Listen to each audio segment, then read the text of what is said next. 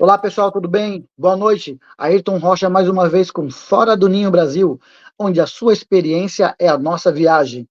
Pessoal, lembrando aí, deixa um like, se inscreve no canal e compartilha com os amigos, tá ok? Você conhece alguém aí que teve uma experiência morando fora do Brasil ou fora do seu país de origem? Entre em contato com a gente que vai ser um prazer contar a história da pessoa aqui, tá bom? Dito isso, vamos para o que interessa. Estou com um cara muito especial, um cara maravilhoso, é medalhista da seleção brasileira. Será que você conhece? Vou chamar ele para contar a história dele de imigração. Boa noite, Rodrigo. Boa noite, tudo bem? Prazer aí estar contigo essa noite.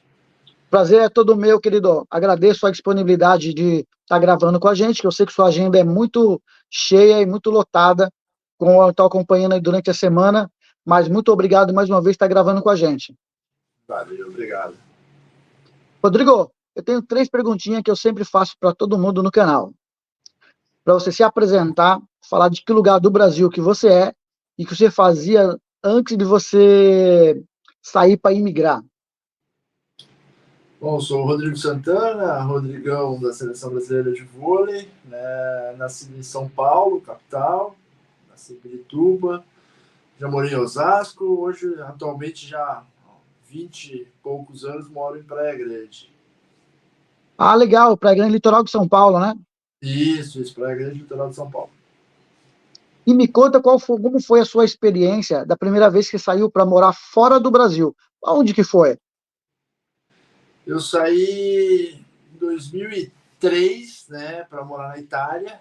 Eu fiquei lá por volta de uns 10 meses, 8 meses mais ou menos, né, durante todo o campeonato italiano, jogando vôlei. Morei na cidade de Ferrara, né, Bom, perto de Bolonha, ali, uma cidade bem bacana, uma cidade medieval, como eles falam ali, né, bem interessante. Depois tive algumas outras saídas, né, voltei para a Itália, eu voltei para o Brasil, fiquei um ano a mais aqui no Brasil, voltei para a Itália, para uma outra cidade, onde eu fiquei mais 4 anos, que foi a cidade de Macerata, né? Aí um pouco mais perto de Ancona, ali do porto de Ancona, na Itália, né? Sempre do lado Adriático.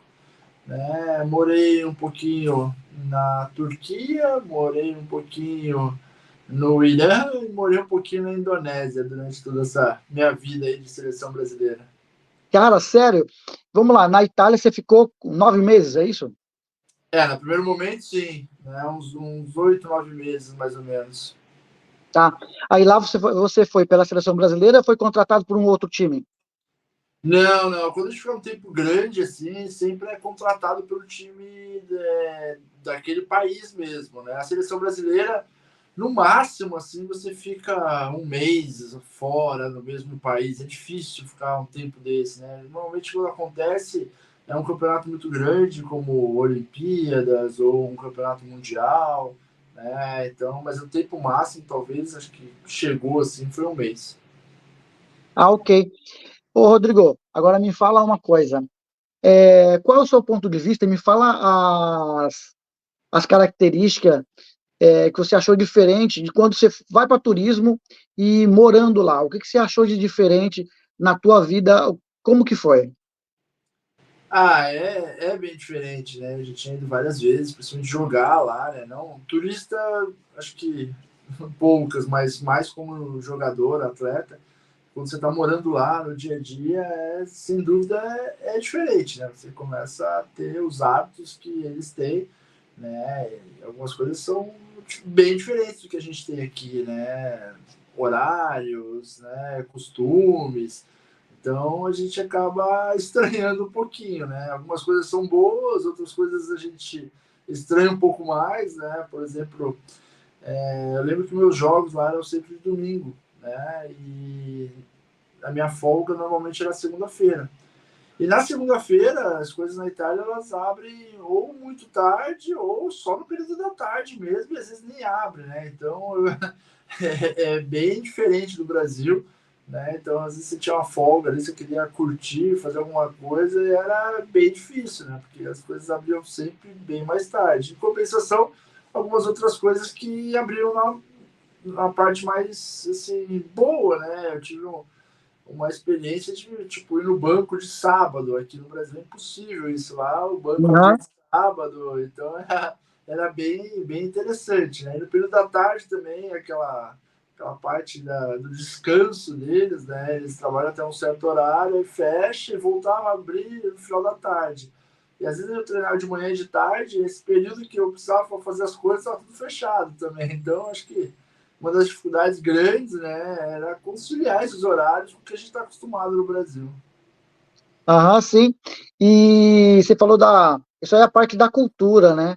É, tem algumas coisas realmente. O que você mais estranhou foi essa questão do horário, que você mais demorou para você se adaptar, que você teve dificuldade para se adaptar?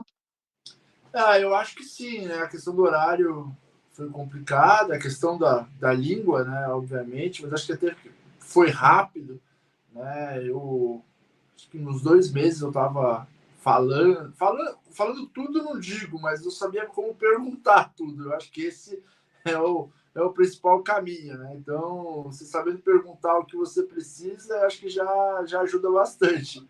Então, com 2 meses ali, eu já sabia me virar. Você chegou sem saber falar nada de italiano? Nada, nada, nada. Não sabia falar nada, nada, nada. Zero, zero. A gente veio de fora, né? E Mas você isso fala, você tinha inglês, você falava alguma coisa em inglês, você tentava falar inglês. mas assim, no dia a dia, né, o italiano ele é muito próximo do português, assim, né, vamos dizer. Então, algumas palavras são parecidas até.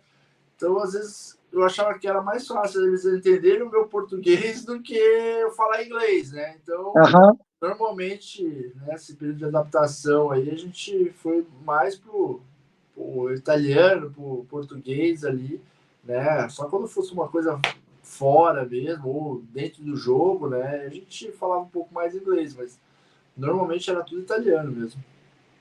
E eu tenho uma curiosidade para saber, quando você vai realmente, você for jogar na Itália, como realmente essa comunicação com o treinador, com a equipe, como que funciona?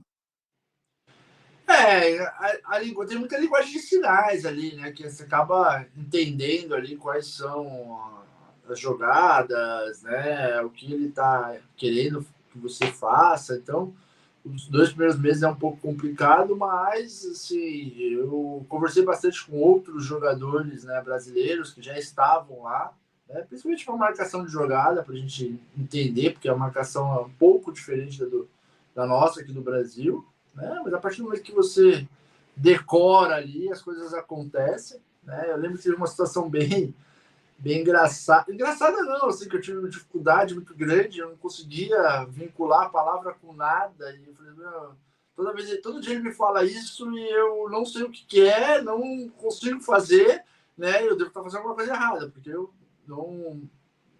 Ele sempre me pede mais, né? Que era a palavra vitino, que em italiano quer dizer perto, né? E Aham, ele sempre falava, né? Era Pio Vitino. A parte do Pio eu entendia, que era mais. Né? E a parte do Vitino? Cara, quem é Vitino? E quando eu procurei, eu não achei a palavra, porque o Vitino deles lá, né, não escreve com T, escreve com C. Então eu estava procurando Vitino mesmo, com T, né? E não sim, era. sim. Aí eu, tipo, fui falar com uma pessoa e falou assim: não, Rodrigo, é perto. Você tem que chegar mais perto. Porque ele falava que eu ficava longe no bloqueio, né, do meu Ah, companheiro. tá, Ficar sim. mais próximo, mais perto. E aí me tiraram essa dúvida depois de um tempo, mas vai ser uma situação que gravou, né? Eu falei, pô, essa eu não esqueço Aham. mais, né? Porque realmente ficou gravada na memória ali que o que eu tinha que fazer era mais perto.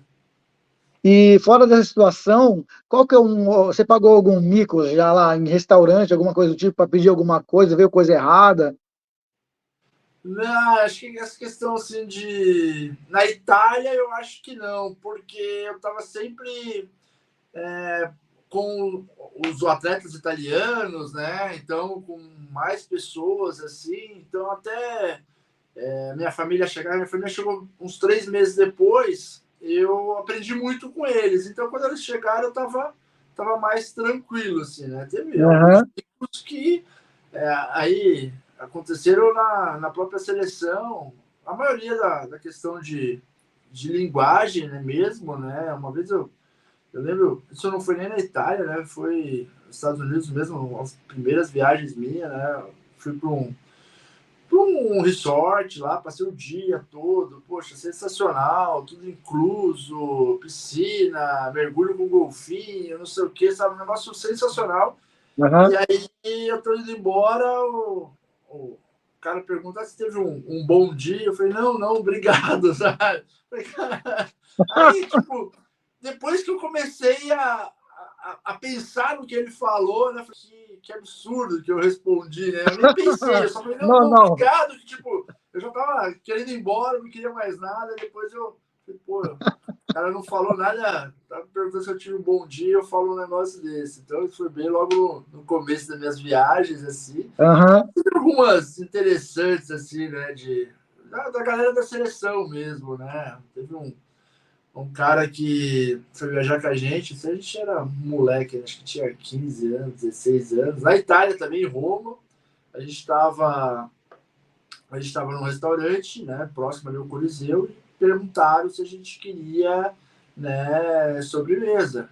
E na verdade não, na verdade um atleta nosso metido a falar inglês, né, foi Aham. perguntar se tinha sobremesa. E na hora de falar Aham. sobremesa, né, engraçado de certo e tal, ele mandou um over table, né? Se tinha over table. E over quer dizer sobre, né? E table mesa. Ele juntou os dois e over table era a sobremesa. O cara ficou meia hora olhando para ele.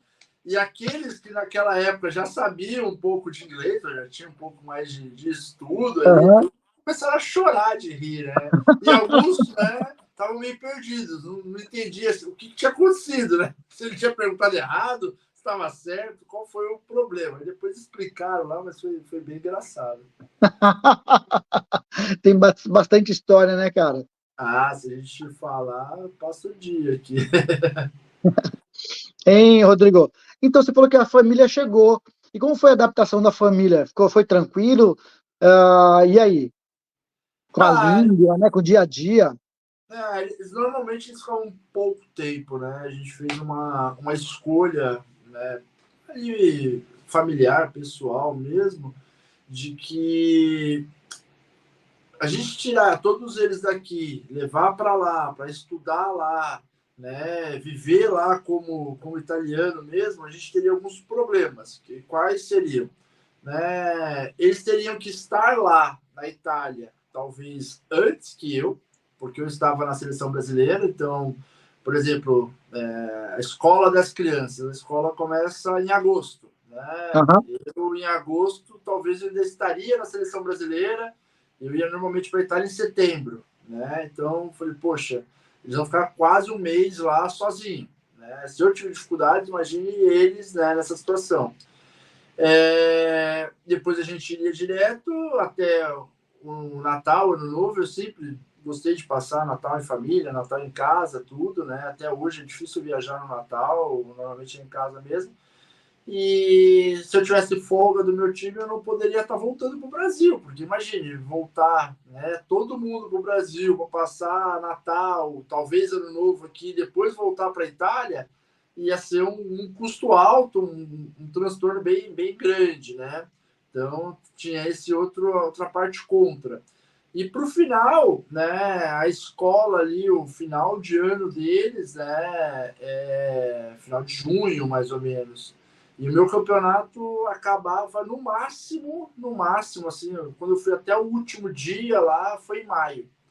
Então eles teriam também que no final ficar mais um mês lá sozinhos e eu ficar aqui no Brasil. Então a gente optou para isso não acontecer. Eles estudavam no Brasil normal, né? Meus filhos estudavam aqui. Quando terminava a escola ali em dezembro, eles aguardavam eu voltar aqui para passar Natal com eles. E em janeiro íamos todos juntos para lá. Né? Então passava Aham. janeiro, passava fevereiro ali até o carnaval, às vezes, e eles chegavam aqui mais tardar em março para começar o ano letivo. Né? Então eles ficavam 2 meses só. Eu normalmente fazia como se fala, a cerimônia ali de levar eles nos locais, né? Pedir tudo, explicar tudo o que estava acontecendo. Então eles iam mais como turistas mesmo do que como, né, moradores na Itália ali. Então foi uma experiência um pouco diferente. E é importante você falar isso, Rodrigo, que muitas vezes a pessoa olha a vida de um atleta e acha que é tudo maravilhoso, não pensa nesses detalhes que influencia tudo na família, né?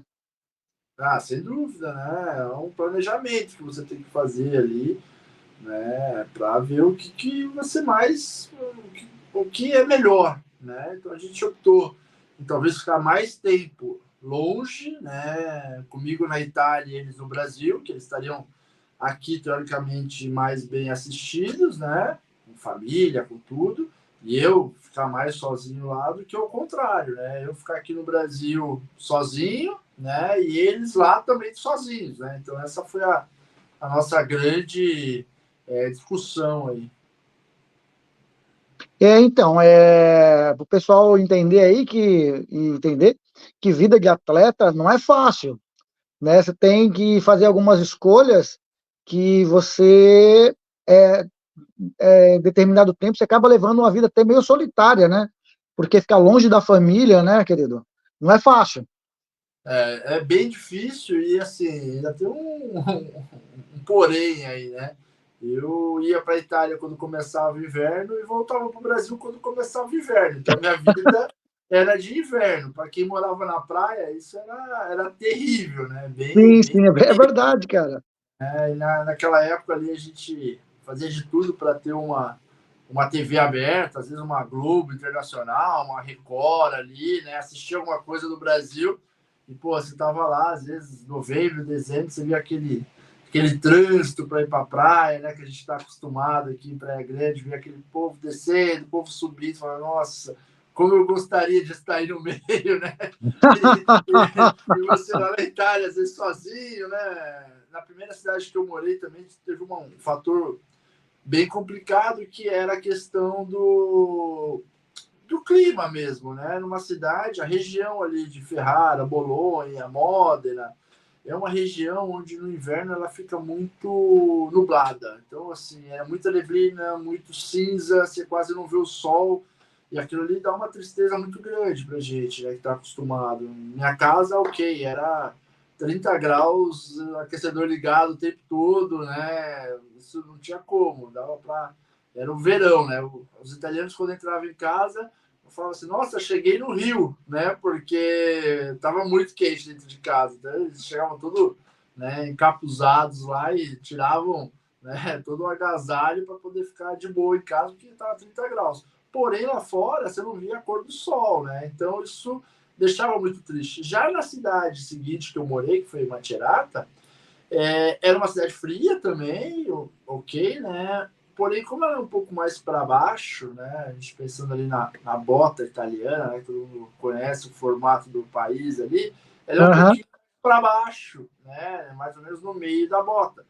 E ali o clima já era melhor, era uma cidade que estava, sei lá, a 15 minutos da praia, né? O sol o tempo todo, apesar de estar frio, era sol, então aquilo ali, ó, você está dentro do carro, com o aquecedor ligado, dentro de casa, o aquecedor ligado, você vê um sol lá fora, isso dá um ânimo, parece que não, mas Sim, faz sim. uma diferença muito grande. Aham. Você chegou a pegar neve? Em alguma região que você morou nevava?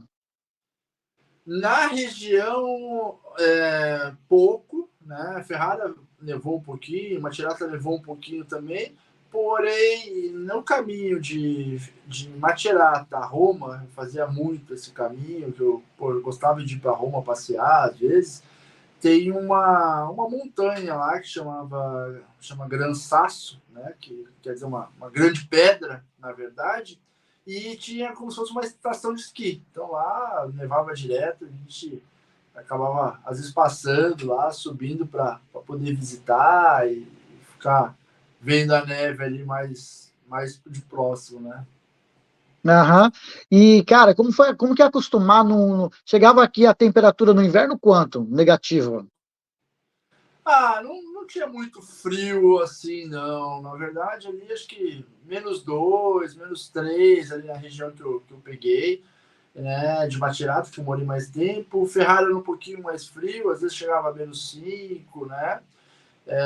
Acho que a temperatura mais fria que eu peguei, como a gente era um time bom que jogava na Itália ali, né? A gente fazia parte de um time bom, e a gente jogava a Champions League, né? Que é a Uhum. Liga dos Campeões, né? De toda a Europa.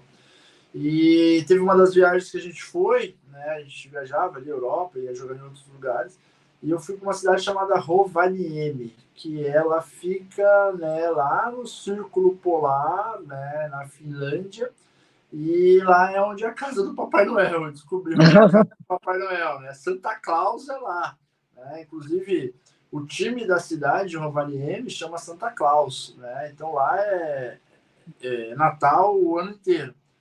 E lá, sim, eu peguei muito frio, né? Tipo, questão de menos 22, 20, 27, 28, né? E alguns jogos também na Rússia, né? Fui jogar em Kazan também, bem frio mesmo, né? Então, acho que os lugares assim que eu peguei mais neve, mais frio nesses anos aí jogando fora. Rodrigo, como que o ginásio que vocês iam treinar era tudo aquecido, né? Sim, sim, todos aquecidos. Acho que a Europa inteira é aquecido. A gente até brinca, né, que a gente passava mais frio aqui no Brasil do que lá, porque dentro Aham. de casa é 30 graus. Aí você sai de casa, põe o casaco, tá no carro, ar-condicionado, aquecedor o tempo todo. Chegava no ginásio, descia do carro, entrava no ginásio, né, aquecedor. Então você passava um pouco frio. Quem gostava de, às vezes, dar uma turistada, dar uma andada, né? Por exemplo, você vai para Roma, você vai andar na rua, você vai ver as coisas, né? Então você passa um pouco de frio na rua. Porém, no dia a dia, você passa menos frio que aqui. Não tem aquela, eu vou dormir, tá frio, preciso de tantos cobertores, né? Edredom, não, porque lá o aquecimento de casa funcionava muito bem. Então, às vezes, aqui no Brasil passa mais frio do que lá.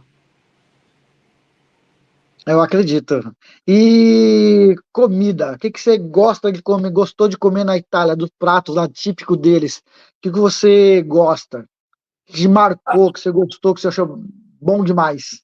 Lá não tem jeito, né? Macarrão o tempo todo, né? Itália é macarrão, pizza, isso o tempo todo. É uma das coisas que me estranhou bastante. Aqui no Brasil a gente acho que toma muito refrigerante, né? Normalmente com a comida ali, suco, refrigerante. Lá ou era vinho ou era água. Então, assim, você quase não tomava Coca-Cola, você tomava muito mais ou vinho mesmo, ou a água, né? E eu meio que aprendi a beber água lá, porque era muita água, todo jantar, almoço tinha água, tinha muitas coisas com clube, né? Uhum. Então, eu aprendi a beber vinho, beber água, beber muito lá na Itália, né? Coisas diferentes, assim, que eu não estava habituado aqui, que eu comecei a gostar lá, foi a questão dos embutidos, né? Acho que o presunto de Parma deles, né? Muito salame, os frios, né? Que a gente usa aqui mais para fazer, sei lá, um lanche, algo do gênero. Não, lá eles comiam de forma diferente, né? Entrava no lugar da carne, às vezes, né? A carne lá é bem mais cara do que aqui no Brasil, né? Então, você comia. E lá tem a questão dos pratos, né? Que eles não fazem tudo no mesmo prato. Então você faz um prato de entrada, aí vem o primeiro prato que eles falam, né? Que é o prato de massa normalmente, vem o segundo prato, que aí seria uma carne, uma proteína, um acompanhamento, né? E depois a sobremesa. E nessa parte da carne, do acompanhamento, às vezes entrava, né, esses frios, né? Um dos frios que me pegou de paixão mesmo, né? Foi, obviamente, o presunto de Parma, que a gente tem um conhecimento bom aqui no Brasil, né? Tem em alguns lugares, né? Eles comiam presunto de Parma com aquela mussarela de búfala, né? Então, pô, Uhum. eu gosto. Aqui no Brasil o preço é um pouco mais alto do que a gente está acostumado a pagar, É, né? sim, É sim. mais caro, então não dá para comer direto, mas às vezes bate aquela saudadezinha, a gente faz o esforço e come um pouquinho. E uma outra coisa que no Brasil é muito difícil, eu gostei demais lá, é um embutido muito parecido com salame, né? Porém ele não tem gordura. Ele chama bresaola. Aqui no Brasil você acha tudo, né? Mas é mais difícil, né? Você acha em alguns empórios, em alguns lugares, e às vezes quando acha não é a mesma coisa. Então é um pouco mais complicado do que o presunto. O presunto você acha bem mais fácil. E essa brezola também, eles faziam como se fosse um carpaccio, né, no Uhum. prato, né, e colocava rúcula, né, e colocava aquele queijo tipo parmesão, grana, né, um pouco em cima, e azeite e pimenta do reino. Então, um prato diferente. E, cara, me apaixonei até hoje, assim, onde eu vou, eu encontro, pô, preciso levar um pouquinho para casa, porque eu gosto bastante, tenho saudades. Ah, é, quando você jogou na seleção brasileira, ou nos clubes brasileiros, lógico que tem um nutricionista que cuida da alimentação dos atletas, né? Uhum. Uma dieta balanceada e tal. Na Itália, como essa alimentação era diferente, você estranhou essa alimentação dos atletas do Brasil e lá na Itália? Então, a gente tem o nutricionista, sim, né? Mas a gente nunca teve grandes controles, né? Sempre deixaram muito na nossa consciência ali do que é bom, do que não é, o que pode, o que não pode, né? Porém, nunca foi, olha, isso é proibido. No CT ali da, da seleção brasileira, algumas coisas eles tiravam da mesa, né? Então a gente não tinha nem na mesa, não tinha nem como pedir, sei lá, margarina, manteiga, né? Queijo ralado, eles não deixavam muito, então algumas coisas tiravam. Quando você estava um pouco fora do peso, aí sim entrava um nutricionista, alguma coisa mais pesada, mas normalmente a gente conseguia se controlar ali. Lá na Itália, uma das coisas que não é que a gente sentia. Eu acho que aqui no Brasil a gente tem um hábito menor de comer macarrão, massa à noite. A gente come pizza, mas assim, eu acho mais difícil você, vou fazer um macarrão à noite. Normalmente, né, é mais usado ali, eu acredito eu, no almoço. Na minha família é assim, eu vejo muitas outras dessa forma. Você faz, faço no almoço, sobrou, eu como na janta. Não é isso que eu estou Aham, falando. Mas você fazer um macarrão à noite é mais difícil, né? sim. E lá tem muito disso. Então lá o macarrão é na hora do almoço, é na hora da janta, é sempre macarrão, sempre macarrão, sempre macarrão. E às vezes a gente fica um pouco preocupado, né? É muita massa, a gente vai dar uma engordada. Então à noite ali, a gente tentava se segurar, né? Vamos, né, comer só o segundo prato, que é a carne com um acompanhamento, a carne com uma salada, para dar uma segurada, mas com medo, porque a oferta de massa era muito grande. Porém, né, e aí os nutricionistas lá da Itália, eu não sei já se era nutrição mesmo ou se era, né, um tabu deles, que tipo, sempre antes do jogo, né, no jantar antes do jogo, a gente jantava quase sempre com os jogos fora de casa, juntos, né? E o almoço era dentro de casa ou fora de casa, a gente almoçava junto. Então a gente comia macarrão na noite anterior ao, ao jogo, né?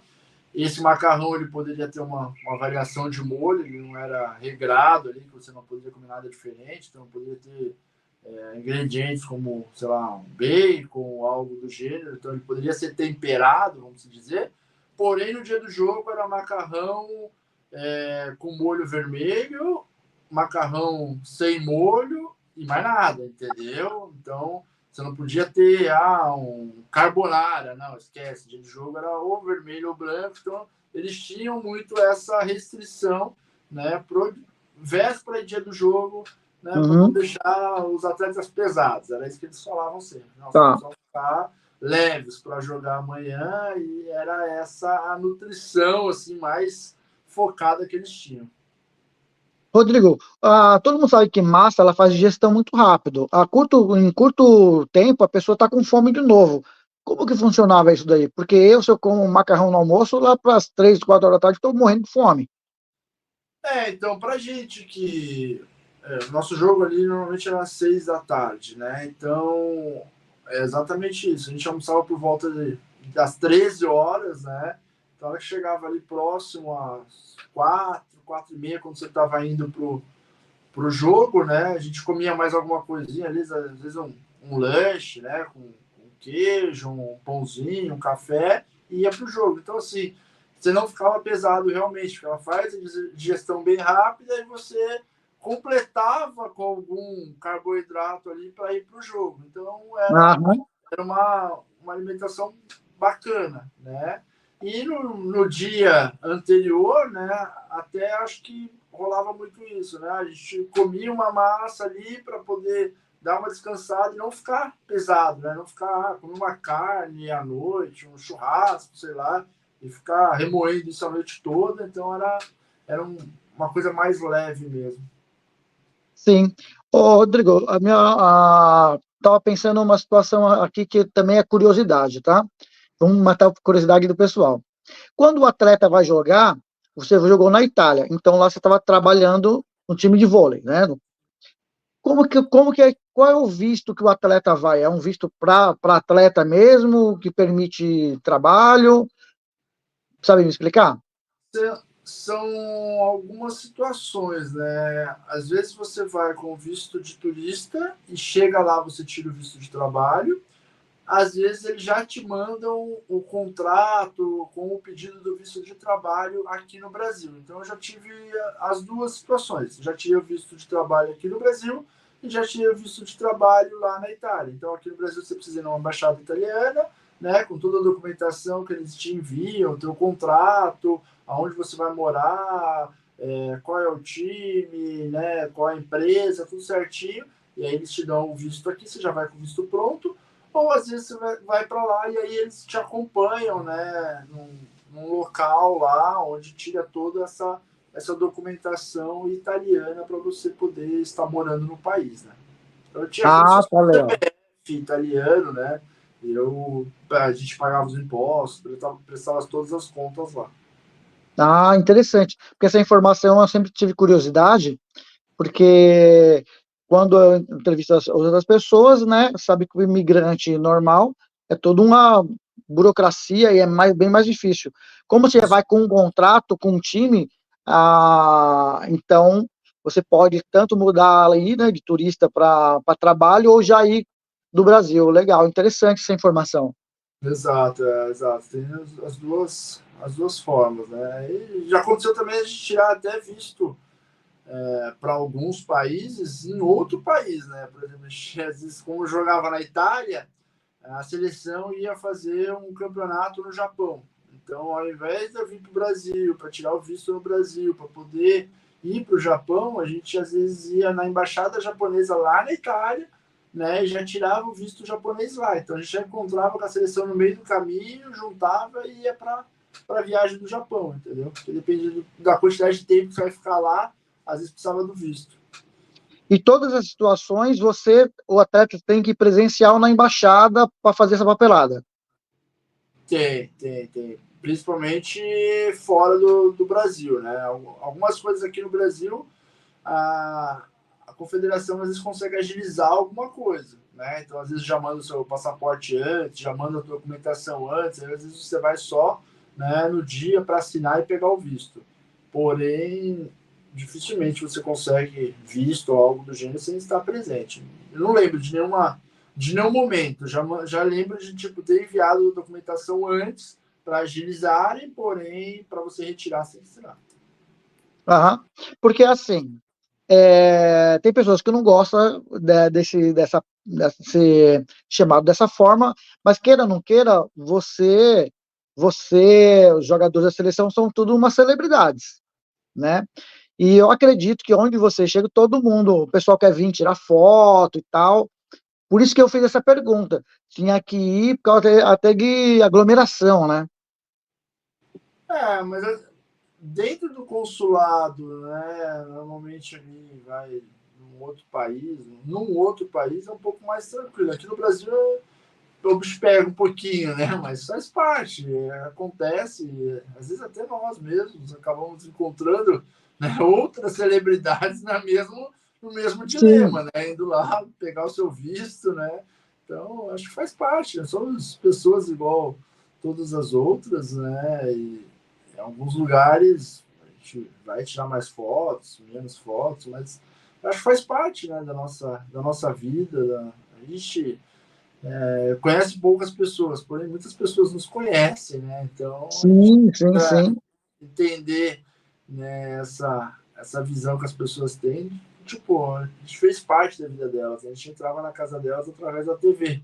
Então é uma coisa bem bacana, bem diferente. Meu filho falava muito, né? Passava alguém na rua e falava, pai, ele te cumprimentou, ele te conhece? Não, não sei quem é, mas ele conhece o pai não conhece ele, mas ele Aham, sim. Porque, Rodrigo, vou falar uma coisa para você. Quando você é um atleta, principalmente da seleção brasileira, e você acompanha, você segue nas redes sociais, você parece que realmente você fica próximo da pessoa. conhece. Então, você percebe até que as pessoas chegam de você, certo? Com uma certa liberdade, como se conhecesse faz muito tempo, como se fosse seu amigo. Você já sentiu isso?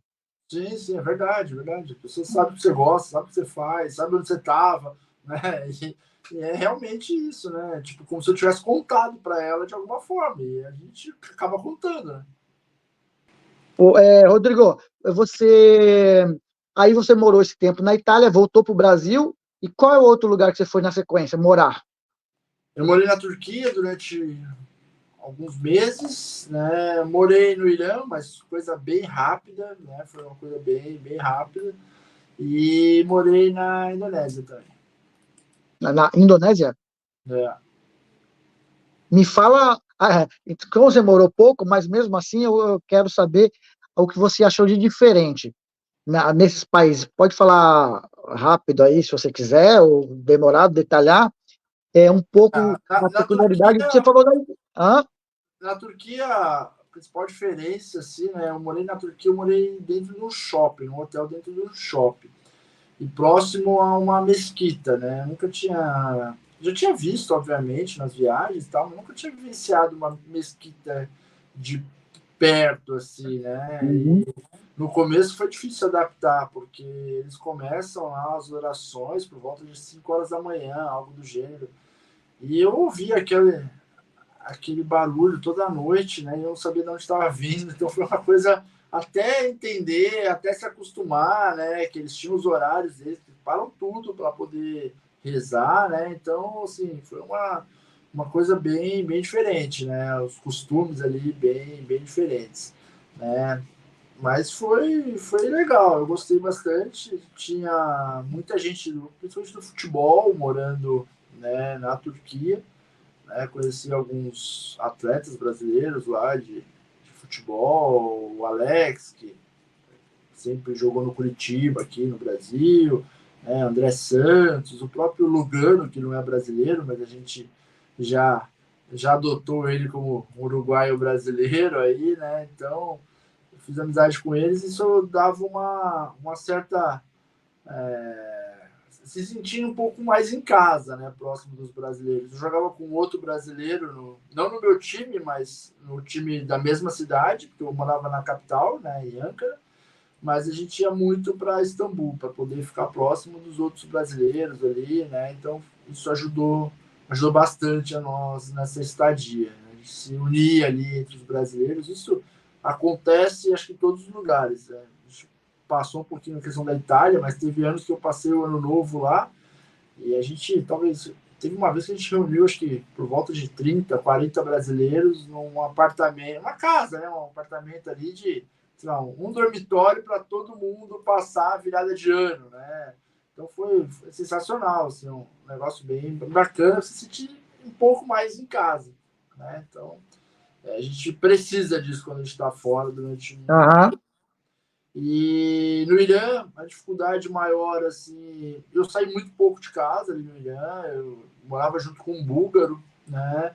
E a comida que eles traziam a comida em casa, a gente, tipo, almoçava a marmita em casa, só saía da casa para ir pro treino, ou para academia, ou para ir pro Caramba. jogo. Então, assim, a gente ficava quase que o tempo todo na internet e dentro de casa, né? Comia, treinava e mais nada. Como se fosse, acho que os presos mesmo, né? Porque tem umas situações diferentes, eu não podia sair nem para ir treinar, você podia sair de short, era só de calça, né? E chegava lá no treino, você poderia tirar o short. Nos jogos, só homens poderiam assistir os jogos, né? As mulheres não podiam assistir. Então, assim, algumas coisas bem, bem diferentes. E por último, Na Indonésia, quando eu recebi o convite, eu não queria ir, não fazia a mínima ideia do que eu ia encontrar lá. Eu sabia que lá voleibol tinha muito pouco, né? Mas aí eu conversei com a minha esposa e falei, olha, eu recebi uma proposta para ir para a Indonésia, né? Mas eu não estou muito afim de ir, não deve ter voleibol, não deve ter nada. Ela falou, pô, vamos, sou doida para conhecer, é uma experiência de vida diferente, né? Aham. Acho legal, na pior das hipóteses, a gente vai conhecer o país, vai conhecer uma outra cultura. E a gente acabou indo, né? Eu falei, olha, não vai ser fácil. Ela já sentiu na viagem já, né? A hora que você pega aí 15 horas até, a gente foi até o Catar, depois mais 9 horas até Jacarta. Nossa, cara. Chega lá totalmente virado, né? E lá tem bastante diferença dos costumes, eles comem muito camão, é muito apimentada a comida. A gente morou no hotel lá também durante o tempo todo, mas é difícil. E no começo a gente não sabia, né, que o hotel tinha um buffet, né? E tinha um menu internacional, mas a gente não tinha esse conhecimento no início. A gente achou que era o buffet que estava ali, tá tudo certo, né? A gente vai ter que se virar aqui. E a gente comia o buffet, acho que depois de não sei, uns 10, 15 dias, aí a gente tinha um cubano que estava lá também, aí o cubano falou assim, não, Rodrigo, tem o cardápio, pede para ele o cardápio. Eu falei, pô, aí é do cardápio, vamos aliviar, né? Aí já tinha uma comida mais internacional, sei lá, um macarrão, uma carne, né? Então foi uma experiência ali no começo, a gente passou bem mal, mas foi E bem legal. Aprendi a andar de moto lá, que eu nunca tinha andado, né? Sempre tive medo por causa de jogar, de tudo, né? E a gente foi conhecer uma ilha lá, o cara falou, olha, ou você aluga uma moto ou você não vai conhecer nada. Eu falei, tá, mas eu não sei andar de moto. Não, é só acelerar e vai, é tipo bicicleta. E lá é mão inglesa também, né? Então, diferente da nossa aqui. Aham. Tinha carro, Nossa, obviamente, nossa, tava mas aprendendo a andar de moto ainda não inglesa. exatamente. Então, aprendi a andar de moto na mão inglesa, né? E a gente teve uma dificuldade também que a gente não achava posto de gasolina. Né? A gente alugou a moto, foi acabando a gasolina, tal, mas que é? Cadê o posto? Cadê o posto? Não achava. Depois que a gente se ligou, né, depois de um tempo ali caçando a gasolina, que nas esquinas eles colocavam tipo uma barraquinha com umas garrafas de vodka, daquela vodka Absolute, com um líquido dentro que não era vodka. A gente olhava assim e falava, pô, a vodka tá suja, né? E aí, depois que a gente se ligou, que tinha uma plaquinha falando que aquilo ali é petróleo. E o petróleo era a gasolina do Gasolina. negócio. Então a gente sofreu um pouquinho. Mas aí, depois que a gente aprendeu, a gente começou a andar de moto para cima e para baixo. Conhecemos várias praias, vários lugares legais lá, até mesmo um restaurante, um quiosquezinho ali que vendia uma comida brasileira, tinha um arroz, feijão, uma carne, um peixe. Você escolhia a mistura, né? Era a carne, o peixe, o frango e o arroz e feijão à vontade. Pô, aliviou bastante. E me fala da comida, então, esses 10 dias vocês ficaram comendo o quê? O que tinha de diferente, além de ser apimentado que você falou? Teve uma sopa que a gente não esquece, né? Que era uma sopa tailandesa lá, tipo, uma sopa tailandesa com camarões, não sei o que. Eu falei, pô, vou pegar essa daqui. Cara, a gente era tão apimentada que a gente já suava, né? E os garçons passavam perto e davam risada na nossa cara, porque a gente estava suando e não conseguia comer a sopa, né? Acho que não acabava, porque o suor pingava na sopa, não acabava nunca. Até no McDonald's, uma vez a gente acabou indo no McDonald's lá e tinha um lanche. Eu sou muito dessa, né? Pô, experimentar as coisas. Aí tinha um lanche lá que era deles, com pimenta preta, não sei o que. Eu já, vou experimentar. Eu comi, mas assim, era difícil de comer, que era muito apimentado Sério, mesmo. cara? Lá não tem ketchup, por exemplo. Você vai no McDonald's, não é ketchup, é um molho lá, chama sambal, que é um molho de pimenta. Né? E a batata também não tinha batata. Vem o lanche, uma porçãozinha de arroz e a Jura? Coca-Cola. Lá eles comem Sério? arroz Não, como assim? tudo, cara. Porção de arroz, aquela com buquinha de arroz mesmo? Só que o arroz dele, assim, ele é mais... tipo como se fosse um arroz mais oriental, né? Que eles Tá, comem mais muito camão. grudadinho. Então eles comiam com esse arroz com a mão mesmo, né? Então é bem diferente, cara. Bem Cara, que diferente. diferente, cara. Nunca tinha ouvido falar. Eles achavam muito estranho a gente se servir com garfo, né? Pegar talher. Uma vez teve um dia lá que a gente foi jogar numa cidade, e aí eu fui treinar de manhã, porque a gente jogava no outro dia, e a minha esposa falou assim: olha, eu tô vendo aqui um restaurante pra gente ir e tal, pra dar uma volta, né? Um dia antes do jogo, dar uma passeada. Aí eu falei: não, beleza, vamos. Aí eu fui treinar à tarde, quando saiu do treino, eles pegaram e falaram assim: olha, liga para as esposas, porque a gente vai num restaurante. Aí, tá bom. Eu e o cubano lá, falando com elas, vamos pro restaurante. Quando a gente chegou no restaurante, era esse restaurante que a minha esposa tinha visto que ela queria ir. Aí Aham, legal. eles pediram as comidas deles lá, né? E antes deles se servirem, eles deixaram a gente se servir com garfo, faca, tal. A gente acabou, botou no prato e tal. Vocês não vão pegar mais nada? Não querem? Não, eles atacaram com a mão mesmo, pedaço para tudo. Cara, totalmente diferente. Eles sabiam que, tipo, depois que eles pegassem, a gente ia ficar meio assim, né? Tipo, É, pegar. tipo assim, vocês já pegaram tudo que a gente vai meter a mão. Uma vez foi. O técnico fez uma questão danada da gente almoçar na casa dele, né? Chamou toda a equipe para almoçar e tal. Cara, era difícil, era difícil. Eu não sou fresco, mas era difícil, sabe? Chegou na casa do técnico, a pia do cara era, sabe, tipo um lava-pés, assim, no chão, as panelas todas no chão ali, com umas sopas, uns negócios meio estranhos. Aí a gente foi indo assim até uma área externa. A área externa tava meio reforma. Ele abriu a toalha de mesa, né? Era tipo um lençol, botava no chão, botava as panelas no chão e a galera sentava no chão e comia ali mesmo, sabe? O piquenique. Tipo um piquenique, cara. A gente vai no McDonald's depois, porque não dava para comer, não tinha condições. Da cultura deles, para eles é normal, né, cara? Mas pra gente realmente é muito difícil. A gente sobreviveu lá de muito McDonald's, né? E muito KFC também. Franguinho lá. Às vezes eles não tinham café da manhã. O café da manhã dele já era um arroz com alguma coisa frita no meio, tal, tal, tal. E a gente, pô, não tem um pão, uma manteiga, alguma coisa mais simples, assim, não tinha. Eles traziam pra gente, às vezes, KFC, frango frito de manhã com arroz. Cara, sabe, não dá, né? Não tá acostumado, né? Então Sim. foi cruel.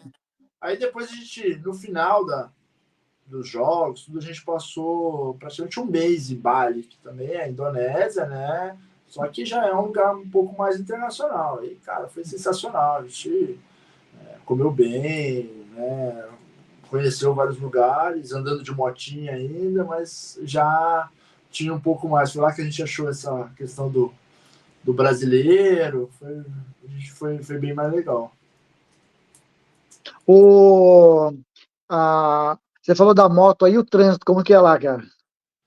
Cruel, né, cara? Você olha para tudo quanto é lado, você não vê ninguém, você vai. Não tem essa. Anda na calçada, anda na contramão. Não tem muito essa, não. Eu ficava um pouco apreensivo no começo, né? Porque a mão inglesa você está acostumado que o carro vem de um lado e ele normalmente vem do outro. Né? Então, essa é a parte mais complicada da situação. E você estava aprendendo ainda, né? Já tinha pego a mão inglesa em Londres, que é também, no Japão também então tinha um pouco de experiência, né? Mas assim, é complicado, você esquece, não tem jeito. Você vai atravessar a rua, você sempre olha para o lado errado. Ao lado da onde não veio o carro, que veio aqui no Brasil, lá não veio o carro veio do outro lado, então é difícil. E você, da Indonésia, já morar no Japão também, você comentou, né?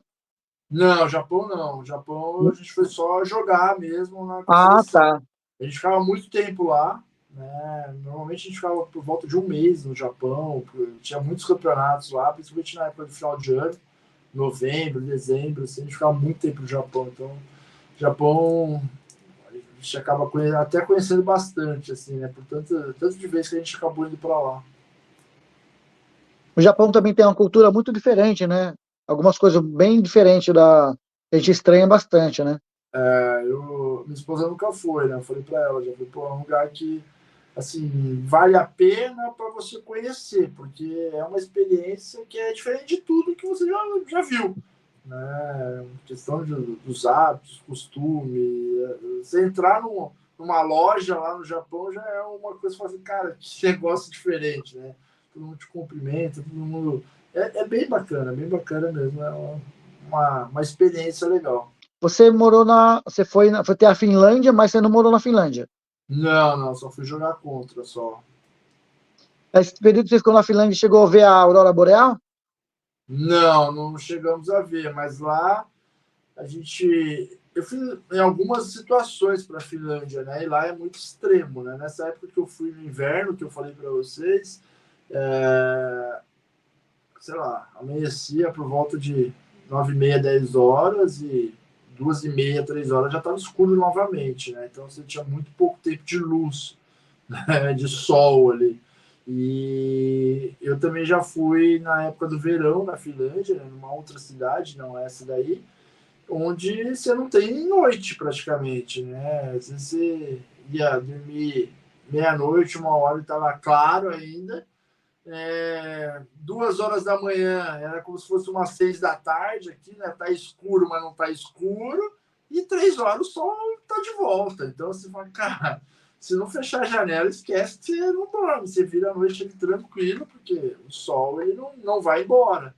Então, foram algumas experiências aí bem diferentes. Tem um dia lá que a gente tinha acabado a nossa competição, e aí a gente saiu para jantar, tal, saímos da janta, tava sol. Aí falaram que ia ter uma música ao vivo lá, uma baladinha, algo do gênero.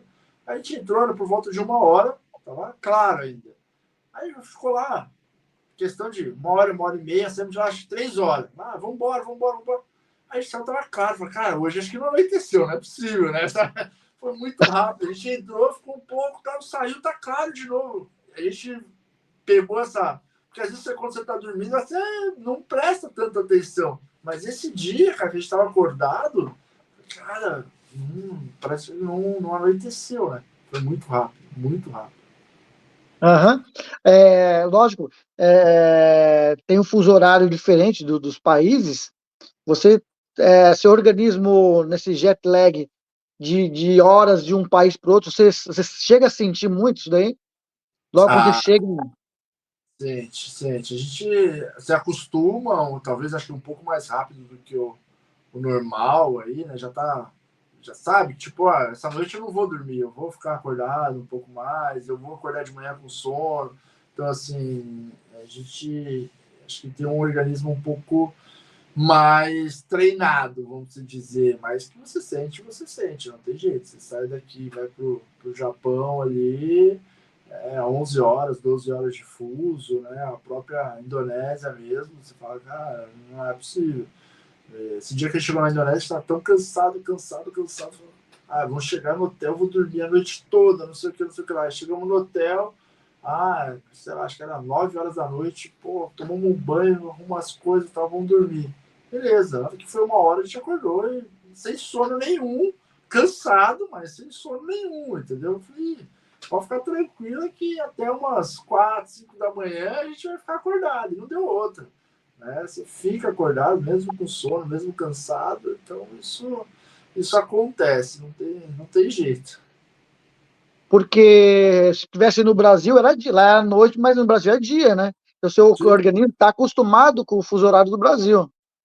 sim. A gente, no Japão, quando a gente ia para lá, normalmente a gente fazia esse período de adaptação, a gente ficava num centro de treinamento ou da seleção japonesa mesmo, né, que tem um centro de treinamento bem bacana, ou da Panasonic, que é uma empresa lá, né, ramo aí de eletrônico, e eles, dentro da empresa, eles têm alguns atletas, eles têm um time de vôlei lá, né, chama Panasonic Panthers, esses atletas, eles dormem, vivem dentro da empresa, e alguns, às vezes, ficam ali para dar uma descansada à tarde e tal, e eles têm vários quartos, e os quartos são individuais, é um quarto bem pequenininho, cabe uma cama de solteiro ali, uma mesinha para você colocar o teu notebook e um banheiro, né? Uma coisa bem simples.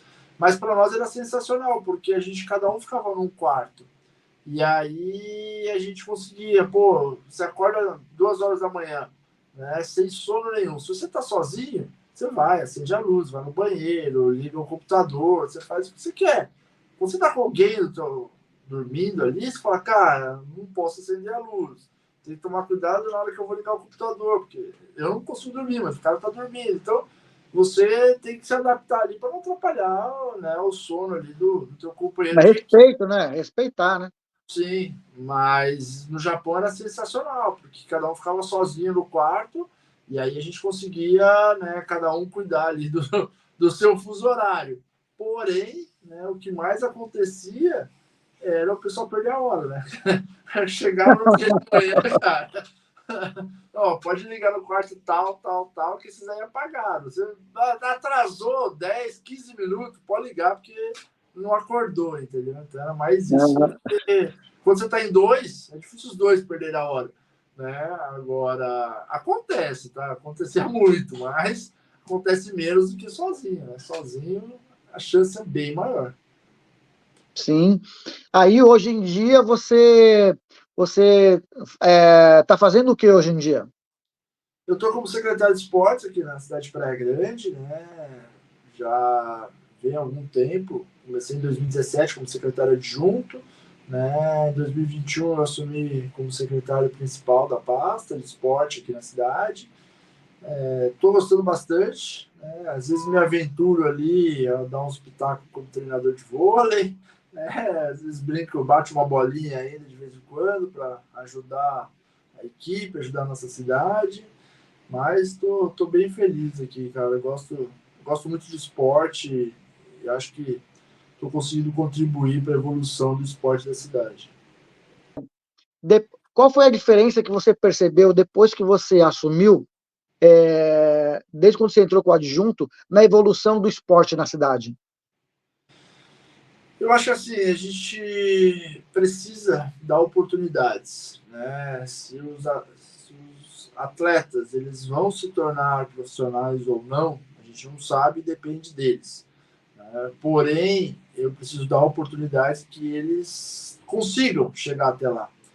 E hoje, todas as nossas equipes, né, elas estão disputando o Campeonato Paulista, elas estão disputando o Campeonato Brasileiro, algumas no Campeonato Mundial. A gente vai para jogos regionais com a carga cheia, que a gente fala. Né? Para você ter ideia, os últimos jogos regionais, somente Praia Grande e São Caetano foram com todas as modalidades. Né? Então, é uma coisa assim incrível. Né? O atletismo fazia 6 anos que não competia. Hoje, no masculino, nós estamos entre os 10 melhores do país. O ano passado a gente foi o nono, né? Entre os melhores do Brasil como instituição, né? Como clube, como cidade. Então, a gente foi, né, o nono. Né? Hoje, no tênis de mesa, a atual campeã, né, brasileira de tênis de mesa é do nosso time. Então, assim, a gente está começando a entrar no cenário mundial assim, brasileiro, né, paulista, e o pessoal está vendo Praia Grande com outros olhos. Primeiro ano que a gente. Nosso recorde dos jogos regionais, né, que é um parâmetro muito legal, era quinto lugar. Né, e no meu primeiro jogos ali como secretário, a gente ultrapassou essa barreira. A gente chegou em terceiro. Mas eram jogos meio diferentes, porque a gente estava voltando de pandemia, nem todas as equipes estavam 100%, tal. A gente precisa ver se isso é a realidade, né, ou se é um acaso do que vem acontecendo por causa de pandemia. Quando nós chegamos esse ano para disputar os Jogos Regionais, a gente chegou num congresso técnico onde a gente ouviu de cidades que eram melhores do que nós, falando assim, não, a gente veio para disputar o quarto lugar. A gente não vai disputar os 3 primeiros. Os 3 primeiros hoje na região Santos, São Caetano e Praia Grande. Opa, como São Bernardo está falando que nós estamos entre os 3 melhores. Lá tem centro de excelência de atletismo, você tem centro de excelência de judô, você tem centro da seleção de handebol. Como que uma cidade com esse nível de esporte está falando que a gente está acima deles? Né? E o resultado fora eles teve Santo André, que ficou para trás.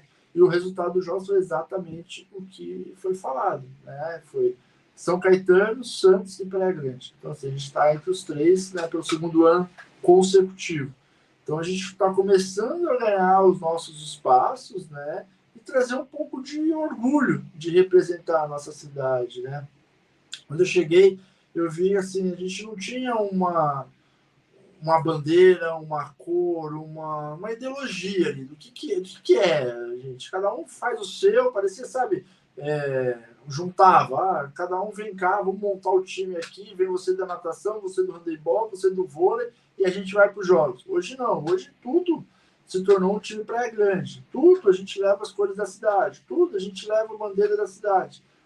Fato esse que fez até com que a prefeita olhasse com outros olhos para o esporte da cidade e falasse assim, poxa, realmente esses caras estão dando orgulho da gente, né? A gente precisa usar as nossas cores. Hoje, se você entrar no site da cidade, são as cores da cidade, né? As nossas redes sociais, nossa comunicação virou, né? Então, uma coisa que saiu do esporte e começou a abranger toda a cidade, toda a prefeitura. Uhum. Você vê o uniforme dos nossos jogadores, a questão não é se mais bonito, mais destacado, não, mas você olha e fala assim, cara, aquele atleta é nosso, aquele atleta é de Praia Grande. Ó, aquelas cores ali é da cidade, então assim, você já tem uma identificação visual muito bacana. Hoje você pega, sei lá, você vê um time jogando de verde e amarelo na TV, você, pô, será que é o Brasil? Né? E a gente criou isso com o Praia Grande. Né? Será que é Uhum. atleta de Praia Grande? Isso foi uma coisa muito bacana e acho que a gente está evoluindo a cada dia, né? Trazendo, né, esse orgulho, esse trabalho em equipe. Isso não foi só o Rodrigo que trouxe, o Rodrigo que criou. Talvez eu plantei a sementinha, mas se não fosse todo mundo abraçar essa ideia, que realmente aquilo ali, né, nos traria mais força, nos faria um grupo mais forte, né? Então a gente acho que não adianta nada eu sonhar e eles não sonharem comigo, eles precisam sonhar junto para a gente poder conquistar aí, acho que foi isso que aconteceu. E é legal porque o esporte, ele é um trabalho, não deixa de ser um trabalho social de inclusão, né? Porque muitas vezes o jovem ia jogar bola na escola, ele ia ser por recreação. A partir do momento que o município investe no esporte, ele sabe que se ele for bom, se ele for determinado, se o professor lá da escola de educação física der um bom treinamento para o menino, ele tem a chance dele ir para uma competição e futuramente até seguir uma carreira, né, como atleta. Esse é o nosso objetivo, né? Hoje nós trabalhamos no esporte com as escolinhas, né? Praticamente todas as modalidades. Então, dentro da escolinha, ele já tem uma chance de ser observado e talvez fazer parte da equipe de competição, né? Dentro das próprias escolas, eles têm, durante uma ou duas vezes por ano, a gente faz a seletiva de cada modalidade. Aí, cada treinador escolhe a melhor data, de acordo com os seus campeonatos. Então, na seletiva, ele pode, né, fazer parte dessa equipe, integrar a equipe, né? E aí a gente trabalha com essa equipe de competição, obviamente, como a gente falou, que dá o atleta de Praia Grande, ele não precisa ir para uma outra cidade para disputar o Campeonato Paulista de vôlei, de basquete, de handebol, ele pode disputar aqui mesmo, né? Então ele tem um time na sua cidade que ele pode disputar por esse time. A gente não tinha isso. Então a gente trouxe essa oportunidade, pô, ele vai jogar pela cidade nossa. E para isso também, né, a gente conseguiu, né, junto com essa gestão aqui da nossa prefeita, tudo, trazer a lei do Bolsa Atleta, que a gente não tinha, né, porque às vezes ele está ali fora está numa idade ali de eu vou trabalhar, eu vou jogar, eu preciso comprar um equipamento para me trabalhar, para me Sim, fazer o meu esporte, um tênis novo, uma meia nova, e às vezes eu não tenho uma verba. A gente conseguiu sim, é verdade. Sim. né? Tem a ajuda também do Vale Transporte para ele não gastar, ele não ficar de fora do time, porque ele não tem como chegar ao local de treinamento, então isso a gente tem também. Então a gente conseguiu dar um apoio para ele, né, e dar alguns benefícios até. Hoje ele tem, né, o direito de participar, de talvez ganhar uma bolsa de estudos numa escola particular. Que se ele não fizesse o esporte, talvez ele não teria essa bolsa 100% ali paga, né, pela prefeitura. Então a gente conseguiu trazer alguns benefícios que dê, né, condições dele ser atleta da cidade.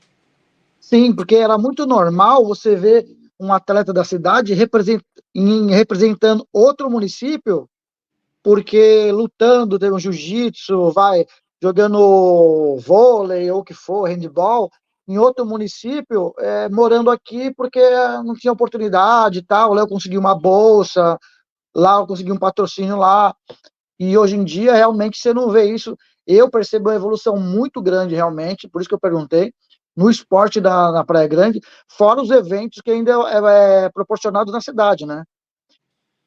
Hoje o atleta da cidade ele não joga aqui, talvez ele tenha um patrocínio muito maior, já é um atleta profissional e está num outro estágio, né? E aí ele vai talvez disputar para uma outra cidade, um outro clube, né? A gente teve atletas indo para o Pinheiros, por exemplo, que é um grande clube, tudo. Isso, obviamente, vai acontecer. Ou às vezes ele não tem ainda a qualidade técnica para fazer parte do time da cidade. Aí às vezes ele vai jogar num time talvez um pouco mais fraco para ele começar. Pô, não tive chance na Praia Grande, mas vou jogar numa outra cidade, às vezes um pouco menor, que não tenha tantos atletas, né, em condições, para ganhar uma bagagem e talvez vir para a Praia Grande num segundo momento. Então, tem a oportunidade, obviamente não cabe todos os atletas, né, dentro de um time, são os melhores mesmo, né, então são selecionados os melhores, e às vezes fica alguns de fora, né? Ou por serem melhores do que os que estão aqui, ou às vezes ainda não estarem, né, no nível dos que estão aqui. E sem dúvida a gente trouxe muito evento, né? E muito evento sempre voltado ao exemplo, né? Qual é a ideia de trazer eventos para a cidade? Para que, primeiro, movimentar a cidade em termos de turismo esportivo, né? A gente está fazendo agora os Jogos Escolares, está acabando amanhã, final dos Jogos Escolares aqui na cidade, né? A gente trouxe 2.000 alunos, né, atletas do estado todo de São Paulo, né? Trouxe agora na idade de 11 a 14 anos, e a gente trouxe no começo de agosto de 15 a 17 anos, também mais ou menos 2.000 alunos, né, na nossa cidade. Isso movimenta demais a economia, né? A gente tem uma rua aqui que é só das colônias, então essas colônias precisam se movimentar fora, né, da época do verão, e a gente ajuda nisso, trazendo essas equipes para a cidade.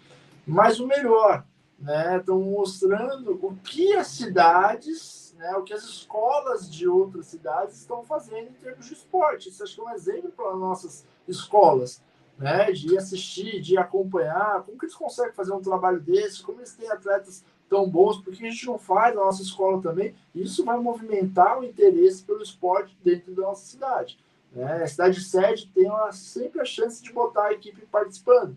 Então, poxa, às vezes eu queria participar, não sabia, posso participar sim, porque a cidade sede tem direito de escolher uma escola, né, de cada modalidade, ou que essa escola acabe se classificando, como tem algumas que participam já aqui, né? E outros eventos, né, como às vezes trazer alguns ídolos do esporte para que essa garotada veja que é possível, né? Eu, quando comecei a jogar vôlei, eu assisti a final olímpica de 92 através de uma TV na minha escola. E assim, a minha realidade, para dizer assim, um dia eu vou estar junto com esses caras jogando uma Olimpíada, eu jamais pensei nisso. Era uma coisa muito distante, né? Eu achava que, tipo assim, eles são aqueles ídolos que a gente fala assim, pô, não são pessoas reais, né? São pessoas que são fora, é um personagem, é um filme, né? Aquilo ali não existe, né? E eu tive a oportunidade de 12 anos depois ser campeão olímpico junto com dois atletas que estavam dentro daquela TV, né, Olha que naquele maravilhoso, cara. né? Então eu acho que isso motiva muito os atletas. Se eu tivesse a oportunidade que eles falassem para mim lá na minha escola, como eu já fui em várias escolas aqui da nossa cidade, falasse assim, poxa, olha, depende de você. Se você treinar, você consegue. Né? Eu também não tinha essa perspectiva, mas eu cheguei lá. Né? Eu acho que eu acreditaria um pouco mais que seria possível. Né? Eu meio que não fui pensando aonde eu ia chegar. Eu ia um dia após o outro, mas nem todos, né, pensam dessa forma ou agem dessa forma. Às vezes falam assim, poxa, eu jamais vou ser um atleta de seleção brasileira. E aquilo ali acaba passando a ser verdade. Se você não acredita mesmo que você vai ser, não vai ser mesmo, entendeu? Você vai ficar Aham. apertado. Então, isso aconteceu comigo. Eu acho que se a gente puder trazer esses vídeos, trazer esses exemplos para mostrar, né, para os nossos atletas, para as nossas crianças, que é possível buscar o sonho, não só no esporte, mas em qualquer área. Né? Às vezes, Sim. eu quero ser, sei lá, um jornalista apresentar o Fantástico. Pô, cara, é um sonho que é difícil de acreditar que é possível. Agora imagina se o sei lá, William Bonner vai na sua não, olha, é difícil, porém, se você estudar, se você treinar, se você fizer isso, fizer aquilo, é possível. Você fala, pô, o moleque é capaz de acreditar naquilo e ir atrás, entendeu? Acho que é mais fácil acreditar numa pessoa falando do que alguém na TV. Uhum. É maravilhoso, eu acompanho realmente o trabalho excelente do esporte na cidade. Está de parabéns o Rodrigo, está de parabéns a prefeita. A gente vê realmente essa movimentação na cidade, é, outras cidades vindo participar de campeonato aqui, tem os estádios, os ginásios aqui muito bacana, bem preparados, né? Tem uma estrutura bem bacana na cidade, e parabéns pelo trabalho de vocês. Valeu, obrigado. É uma missão difícil, mas assim, eu faço com muito prazer, gosto muito do que eu faço, né? Estou bem feliz e cada dia mais assim empolgado, né, para que a gente consiga avançar um pouquinho a cada dia. E que mensagem, passa uma mensagem aí, Rodrigo, para os futuros atletas, a molecada que está começando agora, em vários tipos de esporte, que mensagem você deixa para eles?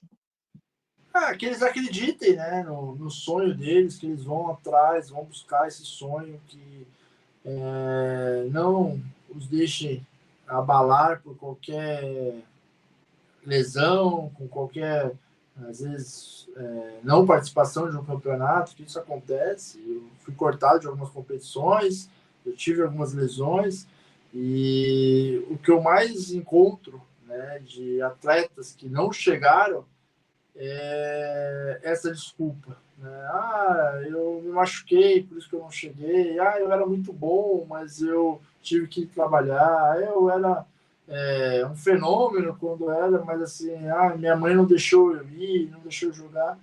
E assim, sendo bem sincero, eu acho que é só desculpa, né? Eu acho que você tem que correr atrás. Se é aquilo que você quer mesmo, você tem que correr atrás do seu sonho, buscar o seu sonho o tempo todo. No final, às vezes pode dar certo, pode dar errado, mas eu preferia chegar num determinado momento e falar assim, cara, eu fiz de tudo, não deu certo, mas eu fiz de tudo, sabe? Ninguém tirou meu sonho, eu fiz de tudo, não fui um atleta, não fui o que eu sonhava ser, mudei o meu rumo, mas assim, porque eu vi que eu tentava de tudo e não conseguia. Agora, porque aconteceu outras coisas, né? E botar a culpa nos outros, ou na lesão, ou algo do gênero, eu acho que isso, né, não, eu acho que isso não é bom para nossa vida, né? Eu não gosto de se arrepender daquilo que eu não fiz. Eu prefiro me arrepender daquilo que eu fiz. Eu fui, busquei, tentei, cara, não deu. Como tem outras coisas que eu queria fazer, acabei não conseguindo. Mas eu não me arrependo. Não foi a culpa de A, B ou C. Não. A, B ou C fez aquilo porque talvez eu não tenha feito tudo que eu deveria ter feito. Entendeu? Tá bom, ok, mas a culpa é minha, não é de ninguém, entendeu? Foi essa pedra eu não vou levar, a gente vai ter que seguir em frente. Então, eu acho que isso é o melhor. Isso a gente E tem no que. seu caso, você também teve uma lesão. Se você tivesse desistido da lesão que você teve, que foi grave, você teria aposentado ali, né? Olha, eu vou te falar, eu sou bem medroso com esse negócio de operação, lesão. Eu desmaiava quando eu tirava sangue, desmaiava quando eu ia tomar uma injeção, algo do gênero. E em 2008, realmente, né, eu tive que operar o joelho, né, uma lesão aí que, se você falar para todos os médicos, né, uma lesão de LCA aí, que é o ligamento cruzado do joelho, de 6 a 8 meses. Eu tinha 6 meses para estar na abertura da Olimpíada. Então, assim, nem os 6 meses me recuperaria. Eu operei, lembro até hoje, eu machuquei dia 28 de fevereiro, operei dia 10 de março, e dia 4 de julho eu estava jogando pela seleção brasileira como se nada tivesse acontecido. né? E eu fui para a Olimpíada, que a abertura foi dia 8 de agosto, né? Se você fizer as contas aí, você vai ver que a recuperação foi muito rápida, né? Mas eu paguei um preço muito grande por isso. Eu fazia fisioterapia 4 vezes por dia, me cuidava para não engordar, não sair do peso, né? Porque senão eu ia pôr culpa em outras pessoas. Ah, eu não tinha um fisioterapeuta. Ah, eu não conseguia fazer o gelo. Ah, eu não conseguia controlar a minha alimentação. Depende tudo de você, no final das contas, né? Não depende dos outros. Tinha vezes que o fisioterapeuta não vinha. Eu já sabia como que era para fazer, eu fazia, entendeu? Você tem... O mais interessado é você. Não tem outra pessoa que possa ser mais interessada na sua vida do que você mesmo. Então você tem que Verdade. correr atrás, não deixar que os outros tomem conta. É verdade. Rodrigo, ó, adorei o bate-papo. Você é um cara muito gente boa. Para quem não sabe, ele me recepcionou no gabinete dele para gente marcar essa entrevista. Um papo muito bacana, muito legal, super receptivo. Acompanhe ele nas redes sociais, sempre atendendo muito bem o pessoal, tirando foto. Realmente ele faz ele mostra mesmo que ele faz o que ele gosta. Muito obrigado, Rodrigo. Valeu, obrigado aí pelo convite, prazer enorme. Espero ter inspirado algumas pessoas e contado um pouquinho aí da minha vida. Ah, com certeza. Ó, Rodrigo, muito obrigado. Que a sua carreira aí como secretário deslanche mais e mais, você possa contribuir bem mais para a cidade, igual você está contribuindo, e parabéns pelo trabalho. Valeu, obrigado, cara. Obrigado mesmo e espero que tenham gostado. Boa noite a todos aí. Pessoal, Fora do Ninho Brasil, onde a sua experiência é a nossa viagem. Lembrando, deixa o like aí, marca, ativa o sininho, compartilha com os amigos se gostou desse vídeo. Pessoal, até o próximo vídeo e tchau, tchau!